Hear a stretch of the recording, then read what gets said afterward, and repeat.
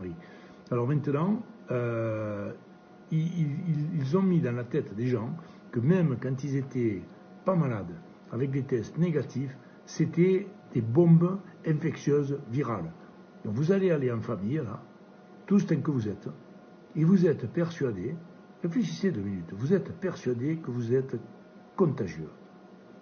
Même si vous vous dites, non mais j'ai aucun symptôme, mais peut-être je suis contagieux. Alors là, j'ai écouté hier, ça m'a foutu l'alarme à l'œil.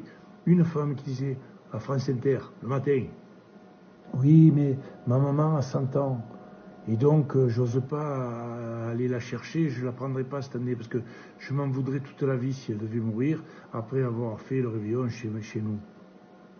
Mais j'ai envie de lui dire, madame, mais allez la chercher de suite. Elle a 100 ans. Qu'est-ce qu'elle risque?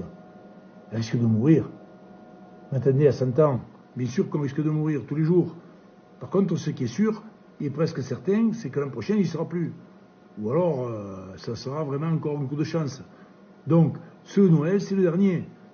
Et si c'est pas le dernier, tant mieux. Mais si c'est le dernier, il ne faut pas que vous le loupiez. Donc, vous allez la chercher de suite, hein, vous la mettez chez vous, et vous ne faites pas Noël le 25, vous faites Noël le 24, le 25, le 26, le 27, et tous les jours, vous l'embrassez 20 fois, sans masque, en lui disant que vous l'aimez.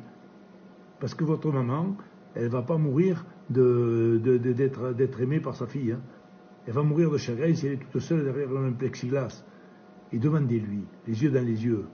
Lui dites, maman, qu'est-ce que tu préfères? Rester toute seule là-bas et te mettre à l'abri du Covid, ou venir chez nous et risquer de l'attraper? Elle va vous expliquer, parce que si elle a 100 ans, elle est née en 1920.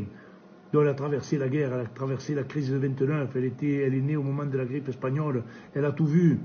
Elle a tout vu. Qu'est-ce que vous croyez que ça lui fait peur à 100 ans, le Covid?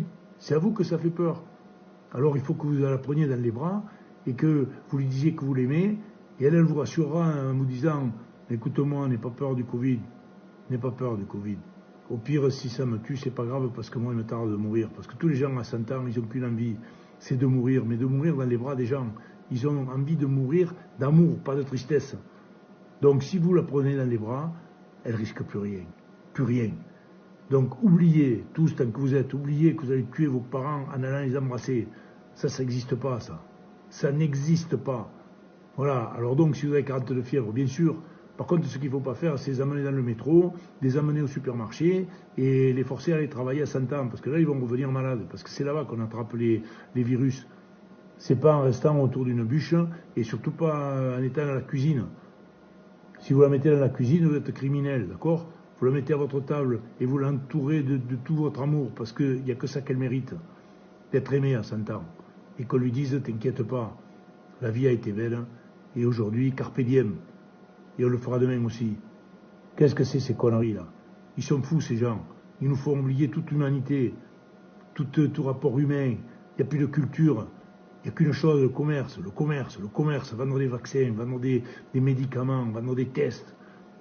Mais on s'en fout de toutes ces conneries. Il faut vivre normalement. Le risque, il fait partie de la vie. C'est imbécile de Véran qui nous explique que toutes les vies sont égales. Mais non, toutes les vies ne sont pas égales. Quand on a 30 ans et qu'on a un commerce et qu'on crève, c'est pas pareil que quand on a 100 ans et qu'on est dans une maison de repos. Alors bien entendu, ça fait de la peine quand on perd quelqu'un, même s'il a 100 ans. Mais quand même, c'est plus grave quand on en a 35 ou 40 et qu'on ne peut plus survivre parce qu'on n'a plus d'argent. Quand on perd une compagnie de théâtre, quand on fait du cinéma et qu'on ne peut plus faire ses films, plutôt que quand on a 95 ans et qu'on on risque de mourir. Mais on risque de mourir pour tout, pour une fracture de jambe, pour une infection, pour une grippe, pour tout. Qu'est-ce que c'est ces conneries? On est devenu fous, quoi. C'est plus une société qu'on a. C'est plus une société. On est géré par des types, c'est des clowns. Il faut arrêter ça. Alors maintenant, il faut que collectivement, on arrive à réagir et à se dire qu'on est des humains. Et les humains, ça vit en société. Ça vit pas un par un pour se protéger des autres. On ne se protège pas des autres. Pour s'aimer, il faut être à côté. Il ne faut pas être protégé, séparé par des glaces. Il faut se toucher. Donc maintenant, essayez de penser à ça. Oubliez que vous êtes contagieux quand vous n'êtes pas malade. Oubliez que vous êtes contagieux quand vous n'avez pas de test. Et lâchez-vous un peu. Ces mecs qui vous étouffent. Allez, passez de bonnes fêtes et embrassez-vous, putain. Embrassez-vous.